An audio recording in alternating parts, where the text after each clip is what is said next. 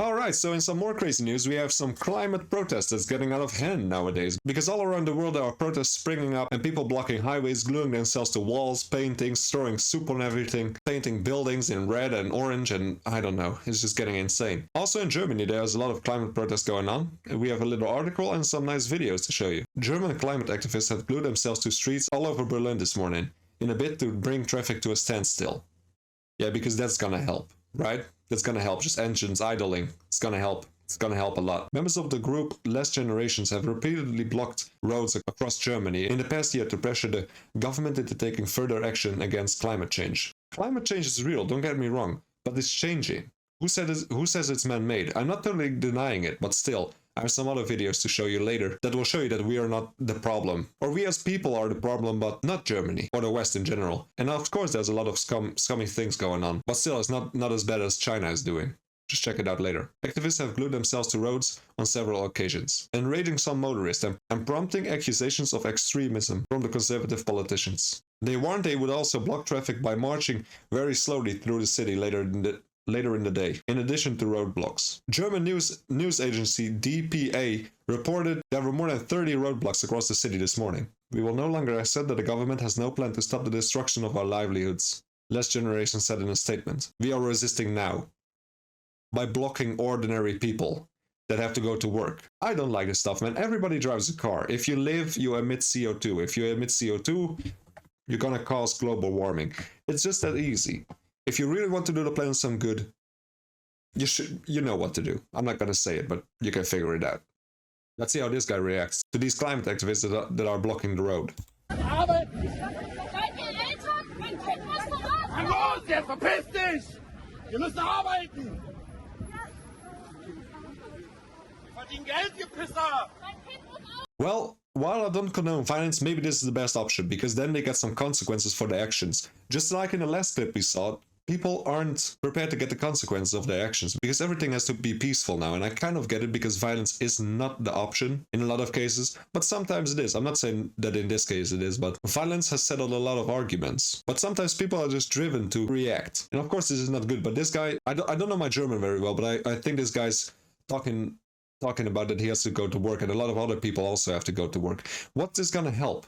This gonna help nothing. You only piss people off by blocking the road. If you're kinda, you're actually normal and you can talk to those people, maybe you can convince them more easily. If I start to bully you or start to inconvenience you, how much people would be listening to me, like for real? Try to do it the nice way.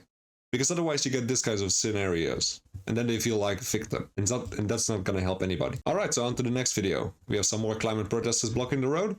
And a lot of insanity comes from it, so let's see. You're standing there watching! Yeah, I don't give a f***, mate! Move out the way! You're standing there watching! You can't do that! What? Don't do it! Thank you guys.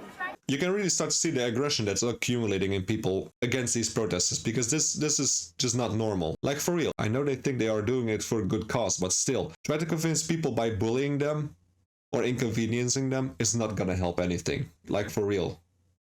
Try to talk to them nicely. Just hand out flyers, do something like this.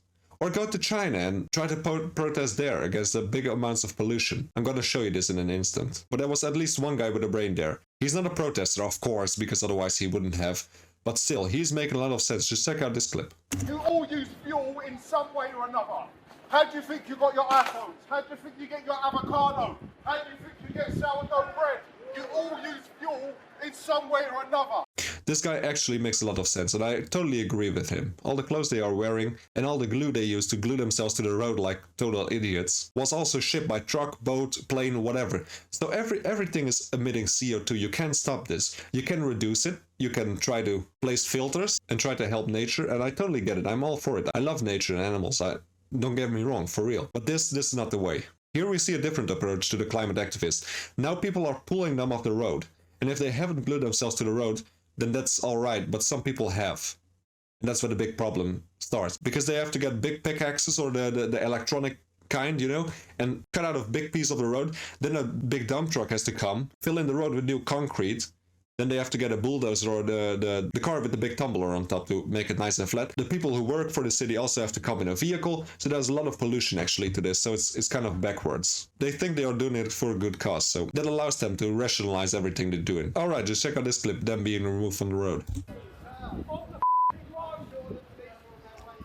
Look at the guy crawling. Look at him crawl. So slowly.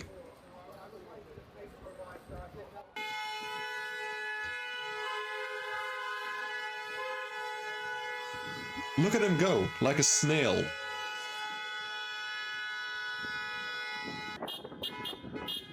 If you remove one, the next one will take its place. This is getting totally insane.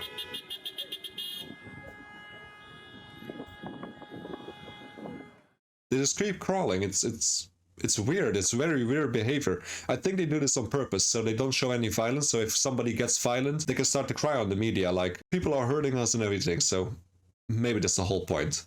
Here some people actually have glued themselves to the road, and there's a lot of insanity that follows, so check it out. Climate change activists in the UK staged a sit-down protest, and it wasn't so easy to get them up. That's because they'd glued themselves to the street. It happened in London, outside the British Parliament building. The protesters were with the group Extinction Rebellion. They were trying to catch the attention of lawmakers.